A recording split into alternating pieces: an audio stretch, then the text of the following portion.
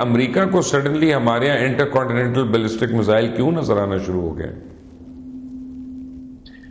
دیکھیں، ایک تو بالکل آپ نے صحیح فرمایا شروع میں کہ بھائی پہلے ایسے لگتا تھا کہ دنیا نے ہمیں بھلا دیا ہے اور ہم ایک کونے میں بیٹھے جو مرضی کرتے رہے، لیکن سڈنلی ان کو یاد آ گئی. اور یہ سڈنلی نہیں یاد آئی، ہم ہمیشہ سے کھٹکتے تو رہے ہیں. جب آپ مسلم ممالک میں دیکھیں، 3 مسلم ممالک کی ایک منظم بڑی فوج ہے، ترکی کی، مصر کی اور پاکستان کی.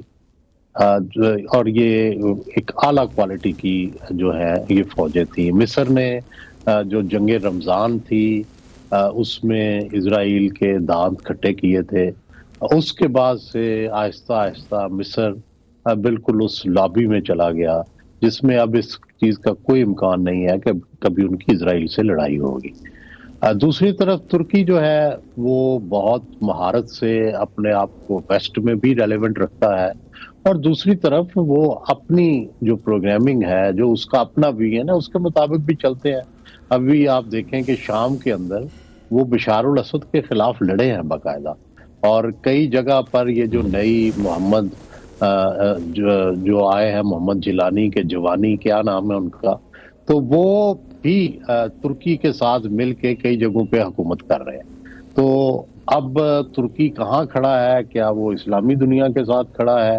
کئی معاملات پر کھڑا ہے، کئی معاملات پر وہ امریکہ کے ساتھ کھڑا ہے. تو اس لیے وہ بھی ٹارگٹ نہیں ہو سکتا. تو مصر بھی ٹارگٹ نہیں ہے اس فی الحال، اور ترکی بھی ٹارگٹ نہیں ہے. اب پاکستان نے شروع سے 1947 سے اسرائیل کو اپنا دشمن ڈکلیئر کر رکھا ہے. ہم نے اپنے پاسپورٹ پہ اس کا نام بھی لکھنا گوارا نہیں کیا، وہاں جانے کی بھی اجازت نہیں ہے. تو ہم اگرچہ بہت محتاط بھی رہے ہیں، یہ بھی ہم نے کبھی یونائٹڈ نیشنز کی کسی قرارداد کی خلاف ورزی نہیں کی، کبھی کوئی ایسی وائلنس نہیں کی جس سے اسرائیل کو ہم سے شکایت کا موقع ملے. لیکن اخلاقی طور پر اور ہم ہمیشہ اسرائیل کی مذمت کرتے رہے ہیں، فلسطینیوں کے ساتھ کھڑے رہے ہیں.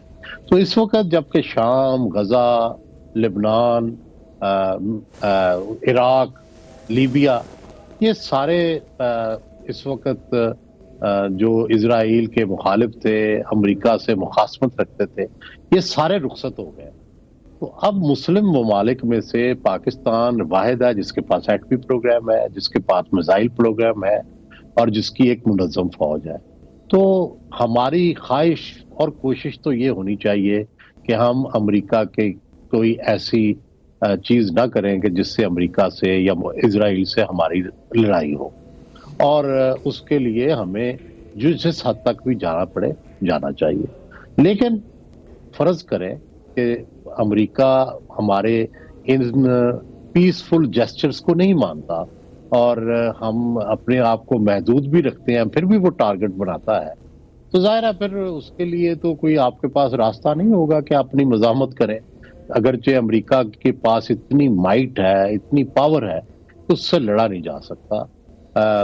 تو پہلی تو کوشش یہی ہونی چاہیے کہ ہم ہر طرح سے ایسے تمام اقدامات کریں جس سے دنیا ناراض ہوتی ہے. دوسری بات، یہ جو حالیہ معاملہ چلا ہے جب سے صدر ٹرمپ جیتے ہیں، تو اس میں کچھ سیاست کا بھی دخل ہے. جو ہمارے اوورسیز پاکستانی بھائی جو تحریک انصاف کے ساتھ جڑے ہیں، انہوں نے پاکستان کو بھی عراق، لیبیا اور شام کی طرح یہاں کی حکومت اور فوج کو ٹارگٹ کیا ہے. اور کسی حد تک وہ کم از کم ایک مشیر کی حد تک وہ ان کو کنونس کر چکے ہیں، ٹرمپ صاحب کے مشیر کی، کہ یہ اسی طرح کا کیس ہے جس طرح کے شام کا اور لیبیا کا کیس تھا. لیکن شاید بہت سے لوگ یہ نہیں جانتے کہ پاکستان فوج پینٹاگون کے ساتھ بہت جڑی ہوئی ہے، اور پاکستان کی جڑیں بھی بہت گہری ہیں امریکہ میں. جس طرح امریکہ کی پاکستان میں بہت گہری جڑیں ہیں، اسی طرح پاکستان کی بھی وہاں بڑی گہری جڑیں ہیں. اور پینٹاگون ہمیشہ سے پاکستان آرمی کو ایون انڈیا کے خلاف بھی سپورٹ کر دیتا ہے. تو اس لیے ابھی یہ فیصلہ کرنا کہ بھئی ہم واقعی ٹارگٹ ہو گئے ہیں، کیا واقعی ہماری سیاست میں وہ دباؤ ڈالیں گے، مجھے اس پہ ابھی ڈاؤٹس ہیں. تو لیٹس ویٹ کیا ہوتا ہے. ظاہر ہے ہمیں دونوں طرح تیار رہنا چاہیے. عادل صاحب. جی مبشر بھائی. Same question, sir. اچھا مبشر لقمان صاحب دیکھیں میں ان دونوں چیزوں کو تھوڑا سا ڈی ایسوسیٹ کر کے دیکھتے ہیں. ایک تو پچھلے 2 دنوں میں جو اسٹیٹ ڈپارٹمنٹ کی طرف سے باقاعدہ بتایا گیا کہ آپ کی جو 4 فرمز ہیں اور ان پر جو سینکشنز ہیں آپ کے بیلسٹک میزائل جو پروگرام ہے اس کی وجہ سے. لیکن جو زیادہ کنسرننگ ہے میرے لیے جو جان فنر ہیں جو کہ ڈپٹی نیشنل سیکیورٹی وہ ہیں ان کے ایڈوائزر ہیں, ان کی یہ جو سٹیٹمنٹ ہے کہ پاکستان کا میزائل ٹیکنالوجی جو ہے یہ ایمرجنگ تھریٹ ہے یہ یونائٹڈ اسٹیٹس آف امریکہ کے لیے. یعنی ہم اب اتنے کیپیبل ہو گئے ہیں کہ آئی ایم ایف کے لیے ہم امریکہ کے سامنے گھٹنے ٹیکنے والا ملک جو ہے وہ ایک ہی دم ان کی جو میزائل ٹیکنالوجی ہے وہ ان کو کھٹکنے لگ گئی ہے کہ کہیں یہ واشنگٹن ڈی سی کو نہ مار دیں. دیکھیں اس میں جو چیز ہمیں سمجھنی ہوگی مبشر لقمان صاحب, یہ ایسے نہیں ہوتا ڈپلومیسی میں کہ اسٹیٹ ڈپارٹمنٹ کے اسپوکس پرسن کو رات کو خواب میں آ گیا یا جو بائیڈن نے رات کو خواب دیکھ لیا کہ صبح میں نے پاکستان پہ سینکشنز لگانی ہیں. یہ مطلب پچھلے 6-7 مہینوں سے ڈپلومیٹک سرکلز میں یہ باتیں چل رہی تھیں اور امریکہ کی جانب سے یہ کنسرنز پاکستان کو کمیونیکیٹ کر بھی دیے گئے تھے, باقاعدہ انڈیکیشنز بھی تھیں. اور ڈپلومیسی کی ورلڈ میں ایسا نہیں ہوتا کہ آپ 24-48 گھنٹوں میں آپ اناؤنس کر دیں. تو ایک تو یہ اس پر بھی بات کرتے ہیں کہ انہوں نے ایسا کیوں کیا, اور لیکن ہم پہلے اپنے آپ سے انٹروسپیکشن سے شروع کریں. میں سمجھتا ہوں یہ بہت بڑا فیلئر ہے ہمارے اینڈ پہ کہ ہمیں جب یہ اندازہ تھا کہ یہ ہونے جا رہا ہے ہمیں ایک اسٹریٹجک ڈائلاگ جو ہے یہ انیشیٹ کر دینا چاہیے تھا فوراً جو ہے عالمی لیول پر, کیونکہ ہم اپنی انٹرنل سیاست میں اتنی بزی رہے, چاہے ہماری ریاست ہو, چاہے ہماری حکومتیں ہوں, چاہے ہماری اپوزیشن ہو, کہ اس چیز کی جانب ہم نے زیادہ توجہ نہیں دی. اور یہ جو آج ہم دیکھ رہے ہیں یہ اب ہمارے سامنے ہے. Now we have to deal with it, it's already too late. تو میں جو گورنمنٹ کی ایک رسپانسبلٹی بنتی تھی انہوں نے یہ نہیں کیا. اب یہ ہوا کیوں ہے؟ دیکھیں یہ ہمارے ساتھ یہ جو کچھ ہو رہا ہے میں کیوں ان 2 چیزوں کو الگ الگ دیکھ رہا ہوں. ایک ہماری انٹرنل جو پالیٹکس ہے, فری عمران خان والی, جو رچرڈ گرینل نے جو ٹویٹ کی ہے, جو ٹرمپ کے اسپیشل انوائے ہوں گے اسپیشل اسائنمنٹس کے لیے, وہ ہے ریپبلکن. اور یہ جو ایڈمنسٹریشن ہے بائیڈن ایڈمنسٹریشن یہ ڈیموکریٹ, یہ 2 ہفتے میں فارغ ہونے جا رہی ہے. کیا وجہ ہے کہ یہ جاتے جاتے پاکستان کو پینالائز کر رہی ہے؟ اس کی ایک بڑی وجہ یہ ہے کہ یہ ایسا نہیں ہے کہ اوور نائٹ یہ ڈیسیجن ہو گیا ہے, یہ پاکستان کو کمیونیکیٹ کر دیا گیا تھا. پچھلے تقریباً 6-7 مہینوں سے یہ معاملہ چل رہا تھا, اور اس میں زیادہ تر جو ہے دیکھیں ہمیں ایک چیز سمجھنی پڑے گی کہ امریکہ کی جو ساؤتھ ایشیا پالیسی ہے مبشر لقمان صاحب وہ انڈو پیسیفک ہے, اس میں پاکستان کہیں نہیں ہے. انڈو پیسیفک کا مطلب یہ ہے کہ چائنا کو کنٹین کرنا ہے, اور پچھلے 25 سالوں سے انڈیا جو ہے یہ ڈکلیئرڈ اسٹریٹجک پارٹنر ہے یونائٹڈ اسٹیٹس آف امریکہ کا.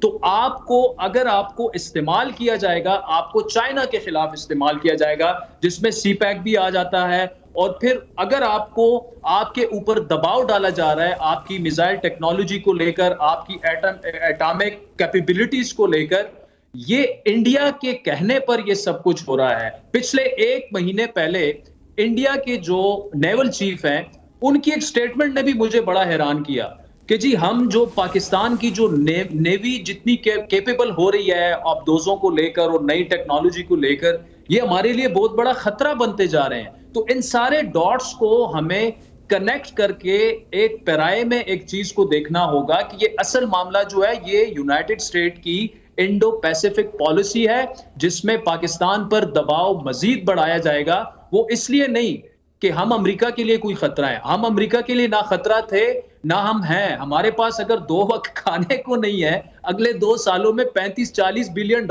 ہم نے صرف ڈیپتھ سروسنگ کے لیے دینے ہیں, تو ہم کیسے سوچ بھی نہیں سکتے کہ ہمارے میزائلوں کا رخ جو ہے وہ امریکہ کی طرف ہو جائے. ہاں انڈیا کی طرف ہے, وہ 75 سالوں کی ایک لڑائی ہے, اور وہ ہماری میزائل ٹیکنالوجی جو ہے وہ ہمارا ڈیٹرنس ہے. ہم نے پہلے کبھی بھی پہل نہیں کی.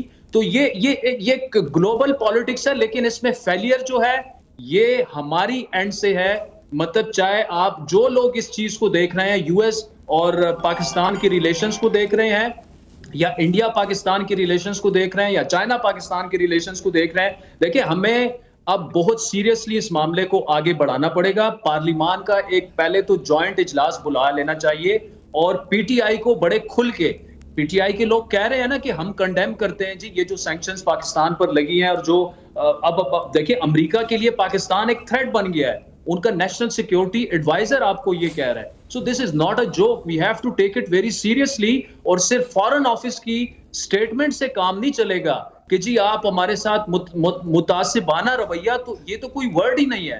آپ جوائنٹ پارلیمان کا بلائیں، اجلاس بلائیں، سیشن بلائیں اور اس میں چاہے وہ پی ٹی آئی ہو، چاہے پیپلز پارٹی ہو، چاہے پی ایم ایل این ہو، ایک بڑا اسٹرانگ میسج دیں. اور اسٹرانگ میسج میں ایک سٹل سا میسج ہونا چاہیے کہ ہمارے میزائلوں کا رخ جو ہے نہ تل اویو کی طرف ہے اور نہ واشنگٹن کی طرف ہے، وہ اس طرف ہے کیونکہ یہ ہمارا ڈیٹرنس ہے. اور دوسرا مبشر صاحب، پچھلے ایک سال میں یہ چوتھی دفعہ ہے کہ پاکستان پر یہ پابندیاں لگی ہیں، تو یہ پہلی دفعہ نہیں ہے، لیکن اس کی ٹائمنگ اور پھر یہ جو ورڈنگ استعمال کی جا رہی ہے کہ پاکستان جو ہے وہ ہمارے لیے، امریکہ کے لیے ایک خطرہ بنتا جا رہا ہے. تو از دس اے بگننگ؟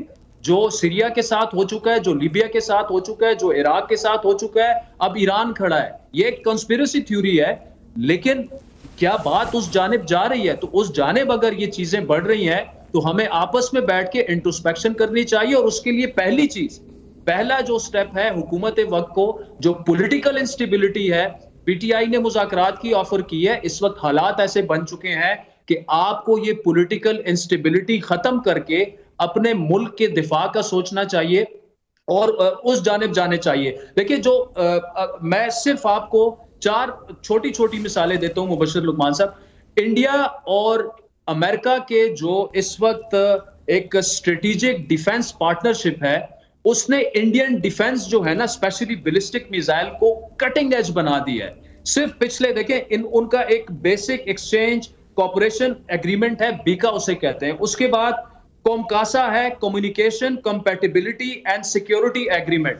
اور تیسرا جو ہے مبشر صاحب DTT defence tech and trade initiative. اور ساتھ میں جو ابھی ہوا ہے ICET initiative on critical and emerging technology. یہ لیٹسٹ ٹیکنالوجی ہے ان کی، جو کہ اسرائیل کے پاس ہے، امریکہ کے پاس ہے اور یا انڈیا کے ساتھ انہوں نے. اب انڈیا کے پاس جو لانگ رینج کی میزائل ہیں، کیا وہ واشنگٹن نہیں پہنچ سکتے؟ اور اس میں وہ ان کو پھول پھینکیں گے اگر واشنگٹن کو انہیں مارنا ہو. تو بھائی پاکستان جو ہے وہ تو اپنے ڈیفنس کے لیے سب کچھ کر رہا ہے، لیکن یہ جو چیزیں مبشر صاحب میں اور آپ کر رہے ہیں، یہ ہمارے فارن منسٹر کو، ہمارے ڈیفنس منسٹر کو، ہمارے پرائم منسٹر کو، نیشنل سیکیورٹی ایڈوائزر تو کوئی نہیں ہے، ہمارے یونائٹڈ اسٹیٹ میں جو ایمبیسڈر ہیں، ایک باقاعدہ کیس 6-7 مہینوں سے بنانا چاہیے تھا اور یہ کہنا چاہیے تھا کہ بھائی ہماری جو میزائل ٹیکنالوجی ہے یا